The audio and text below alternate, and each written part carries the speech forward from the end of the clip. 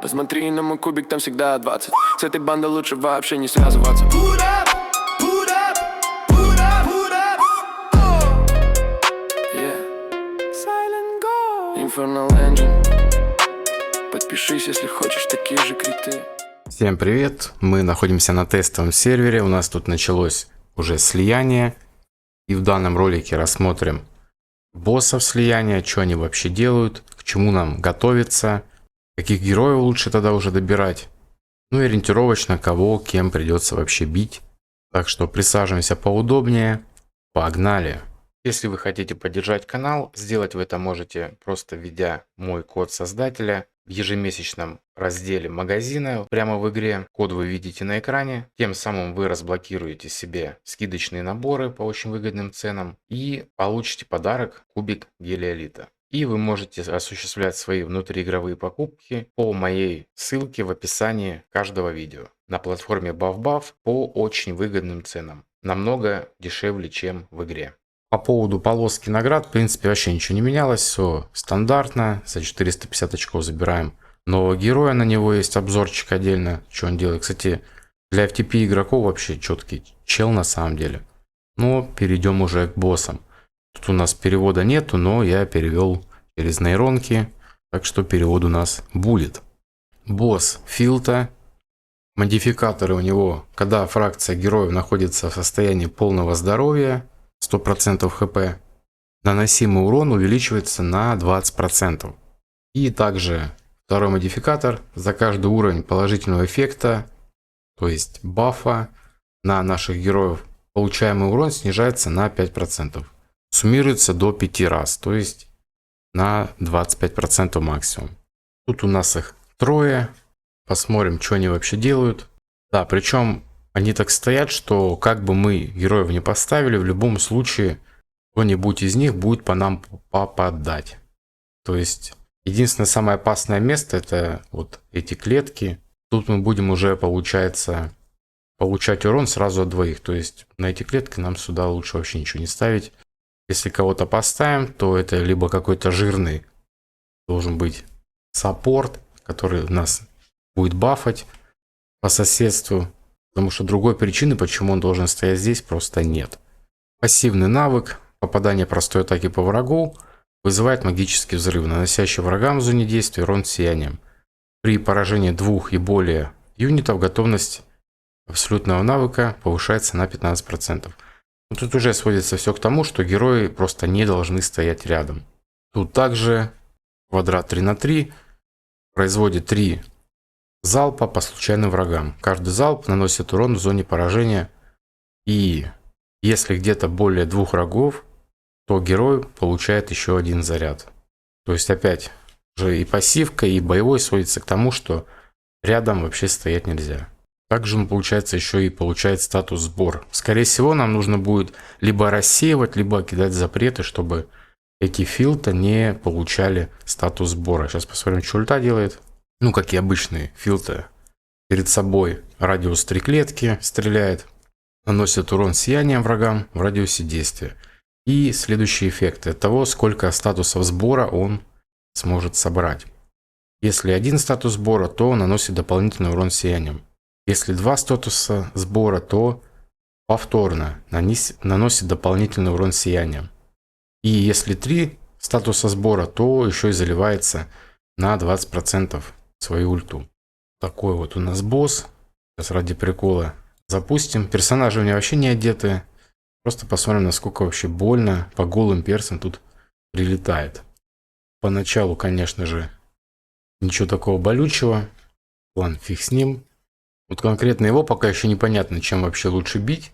В любом случае, тут у нас должен быть какой-то хил, который нас будет хилить постоянно перед нашими ультимейтами, чтобы мы были на full хп и у нас был повышенный урон.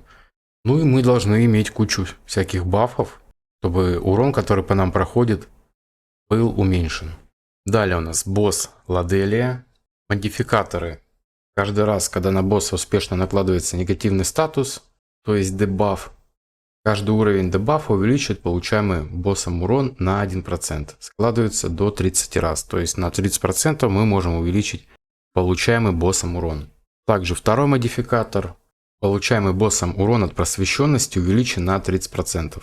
И при этом получаемый критический урон снижен на 30%. То есть идет намек уже тут, кстати, на яд, учитывая, что новая эксклюзивка вышла. Или же, как вариант, можно там попробовать еще и ударом молнии, в чем я сомневаюсь, конечно. Сейчас рассмотрим навыки, что они тут делают. У Синтрелли, получается, пассивный навык накладывает штраф скорости перезарядки на 5% в тот момент, когда призванный боец исчезает. Также он еще и наносит нам урон, именно нашему герою, у которого меньше всего здоровья на данный момент. Боевой навык увеличивает получаемый урон от призванных бойцов на 20%. Она выпускает 3 стрелы в случайных врагов, наносит урон омертвлением и накладывает вот этот эффект проклятия Банши на 5 секунд. Ну и ультимейт, в принципе, также создает дубликат союзной нежити с наибольшей атакой, накладывая на оригинал и на копию запретное знание. Это у нас увеличение наносимого урона на 10%. Также ограничение, что не более 2 призванных бойцов может находиться на поле боя. Вот если их находится 2 или более на поле боя, то дублирование не происходит. Вместо этого все союзники получают 15% бонус к урону и 15% бонус к сопротивлению урону. То есть нам не нужно давать, чтобы даже 2 призванных бойца стояло на поле боя. То есть как только появился, надо сразу сносить. Даже не из-за того, что нам там что-то будет больно прилетать, а потому что урон будет снижен. Нам это тут не нужно. Далее, Ладелия. Пассивный навык. Каждые 3 секунды она получает одно повторение удовлетворения. Это у нас эксклюзивный баф. Он у нас повышает наносимый урон на 3%. Максимум число повторов 20. И не может быть рассеяно. То есть на 60% может увеличить свой урон. И также получает одно повторение за каждого побежденного врага. Также, когда она призывает своего демона, он сохраняет вот эти повторения, которые имеются на Ладелии. То есть с каждым призывом демона он будет также сильнее. Боевой навык нацеливается на врага с наименьшим количеством здоровья, телепортируется к нему и наносит зональный урон. Квадрат 3 на 3. И также урон увеличивается на 1% за каждые 1% потерянных здоровья. То есть по факту, если у нас, к примеру, герой стоит на половину здоровья, соответственно, ему половину здоровья и нанесет. То есть это будет просто ваншот. Поэтому нам тут стоять на лоу хп вообще не вариант. Ну, собственно, и ультимейт выпускает теневого демона в указанном направлении, область перед собой, наносит урон омертвления врагам на пути, и затем теневой демон приземляется в указанную область, нанося урон омертвлением еще раз. И также, если этот демон уже находится на поле боя, то он ежесекундно наносит урон омертвлением врагам вокруг и накладывает состояние штраф к атаке на 5 секунд. То есть, получается, как только он появился, нам нужно его по-любому выносить. Он ни в коем случае не стоял там. Сейчас быстренько покажем, что тут вообще происходит. Это движуха. Кстати, на удивление, вот герой у меня вообще не одетый. Кроме артефактов, и то не на всех причем, ничего не стоит. И я так бой простоял, кстати, 2,5 минуты. Вообще без шмоток. На одной рейте, которая также без шмоток и нифига не хилит. Поэтому в плане выживаемости, думаю, тут проблем не будет. Такой вот расклад у нас. Да, у нас тут лавкач на первом месте, чисто за счет того, что на нем артефакт. Да, и не на всех тут, кстати, артефакты надевал. Ну вот только на лавкаче. Короче, как-то вот так. Все тут прыгают, бегают. Следующий босс у нас Эргандер. Модификаторы.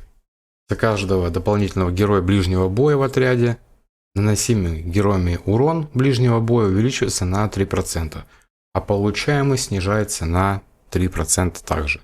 И второй модификатор. Каждый раз, когда наши герои применяют навык, наносимый урон увеличивается на 1,5%. Может складываться до 30%. То есть 20 стаков набираем и получаем увеличение урона. Тут как-то более склоняюсь к неустрашимости. Там уже посмотрим по факту, все протестируем тоже. Пассивка вообще замечательная. При получении урона с вероятностью 40% накладывают на атакующего штраф к защите и штраф к атаке на 5 секунд. То есть это просто пассивка. Уже какой-то намек на сопротивление, либо постоянно должна висеть невосприимчивость к ослаблениям. Потому что если тех же, да, неустрашимых сюда закинуть, они постоянно будут вот этот дебаф ловить. Далее тоже веселуха. Боевой навык рассеивает в себя негативные эффекты, наносит урон ядом и с вероятностью 100% снижает их готовность абсолютного навыка на 25%.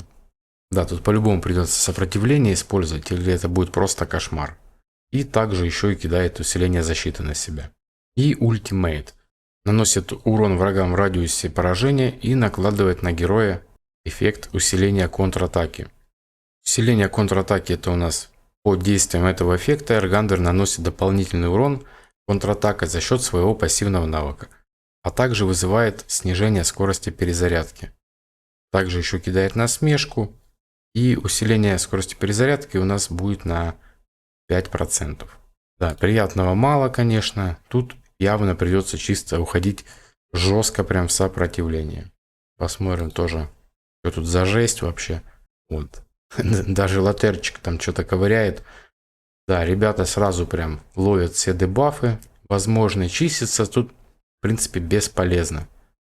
Кстати, эффект снижения скорости перезарядки, я смотрю, он тут имеет именно баф как нерассеиваемый. То есть рассеять нельзя. Только вот сопра и все. То есть мы его даже счистить не можем. Короче, жесть какая-то. То есть, если даже поставить там Нюстрахов с рейтой, хотя это тоже бред, то она даже не счистит. И вообще никто не счистит. Следующий босс у нас Лассения. Веселая компашка с Хахадиром и Люсьеном. Она их не сразу призывает, но сейчас все увидите. По модификаторам. За каждого дополнительного героя дальнего боя в отряде наносимый героями дальнего боя урон увеличится на 5%. И также при выходе на бой героев одной стихии в отряде они получают бонус 10% к наносимому и 10% к снижению получаемого урона. То есть берем героя в одной стихии и получаем неплохой буст. Тут, как вы видите, она пока что стоит одна, но ребята начнут появляться в процессе боя. Давайте же рассмотрим, как это все происходит. Начнем с пассивочки. Простые атаки создают ледяной шар, который перескакивает между врагами и наносит им урон холодом. Шансом 75%, вызывая при попадании ослабления мороз на 10 секунд. Также шар перескакивает между врагами до 2 раз. Также цель этого навыка в первую очередь враги без эффекта мороз. Боевой навык помечает союзника на 6 секунд. И раз в 1,5 секунды помеченный союзник наносит урон холодом врагам вокруг себя, имея при этом 100% шанс наложить эффект мороз на 5 секунд. И ультимейт призывает в указанную точку ледяное торнадо на 6 секунд. Торнадо ежесекундно наносит урон врагам в радиусе действия и шансом 100% накладывает состояние мороз на 5 секунд. Далее, при 4-м и при 8-м применении призывает Хахадира и Люсьена. То есть 4 раза ультануло, пришел Хахадир. Еще 4 раза ультануло, пришел еще и Люсьен. Посмотрим, что тут они делают. Тут у нас есть описание тоже. Хахадир, когда появляется, пассивный навык его продлевает действие наложенного союзниками статуса мороз на 5 секунд. И также гибель врага под действием мороза вызывает взрыв. Боевой навык наносит зональный урон и накладывает усиление атаки на 20%. И также усиление защиты на всех юнитов со статусом мороз на 5 секунд. И абсолютный навык накладывает мороз на всех врагов, наносит урон, после чего подрывает цели с эффектом уледенения. Это у нас сугроб. Ну и Люсьенчик. Пассивный навык каждые 20 секунд накладывает щит на всех юнитов со статусом мороз, дающий невосприимчивость к негативным эффектам от врагов. Боевой навык бросается к врагу с наибольшей готовностью ульты, наносит урон и накладывает оледенение. И абсолютный навык наносит зональный урон врагам и накладывает эффекты снижения скорости перезарядки. Также штраф атаки на 10 секунд. Ну что сказать, тут скорее всего придется какой-нибудь там аурой, не знаю, бить, потому что даже Анелизис, допустим, будет и чистить, и если точности дать, то будет и усиление снимать. Плюс кого-нибудь саппорта, ну и в идеале, конечно, вот эта новая девчоночка, Лина. Но это скорее всего. А так, что, посмотрим. Ну и плюс там дальников много, тут на дальников упор. То есть, по факту, если брать чисто ауру, то там как минимум 4 будет у нас дальники. 5 уже будет зависеть от того, кого мы выберем саппортом. Мне кажется, тут, в принципе, и какая-нибудь Роуз неплохо подойдет. Так что посмотрим. Но так, думаю, будет весело здесь. Следующий босс у нас Виктор. По модификаторам. За каждый уникальный тип негативного статуса, он же дебаф, на боссе его наносимый урон снижается на 10%. Учитывается максимум 5 дебафов, то есть на 50% можно уменьшить наносимый им урон. И также каждый раз, когда герои снимают, либо сопротивляются негативному эффекту, они получают 1% к атаке. Может складываться до 50 раз, то есть можно 50% бонус получить. Витек у нас тут один стоит. Наконец-то хоть кто-то. Пассивный навык его помечает врага, когда герой накладывает на него ослабление. Метка сохраняется, пока действует ослабление. При лечении помеченный враг восстанавливает на 50% ОЗ меньше. И также при лечении врага готовность абсолютного навыка лекаря также уменьшается на 15%. Этот эффект активируется только один раз в 5 секунд.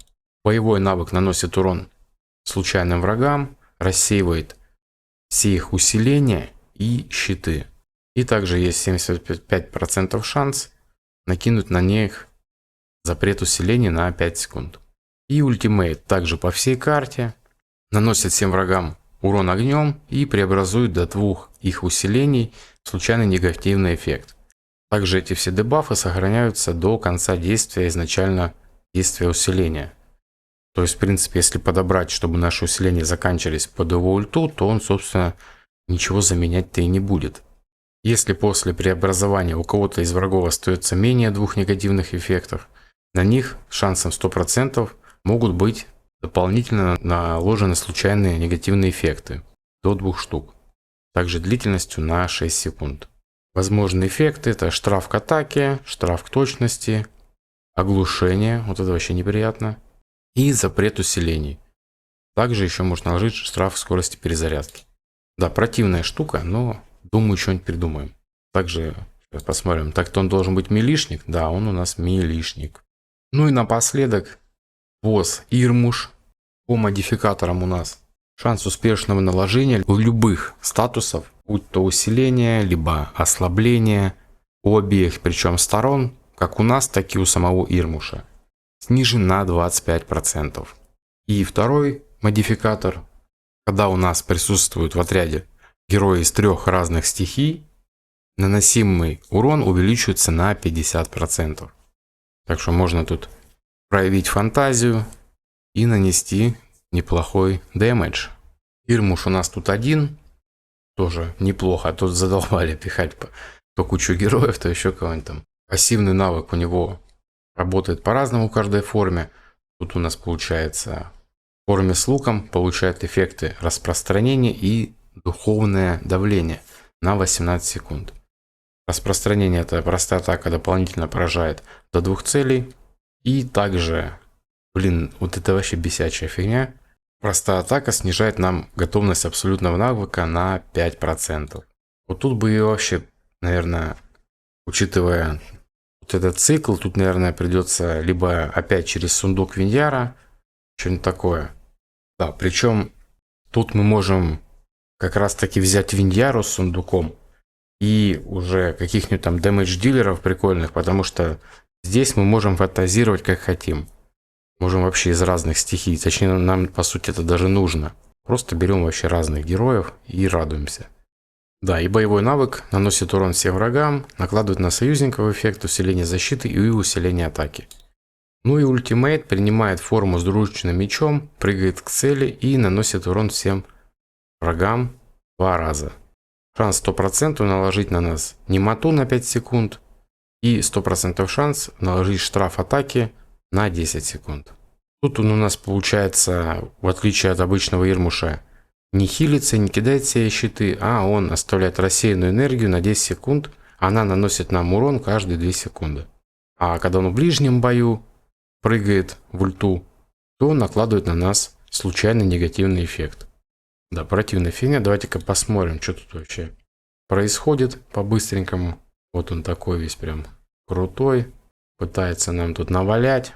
Хотелось бы посмотреть, что у него там за пассивка, когда она меняется. Ну-ка, стоп. Формация. Вот он в форме и ничего не меняется. Понятно. То есть только в форме с луком, походу, он там фигней этой занимается. Ну ладно, ничего страшного.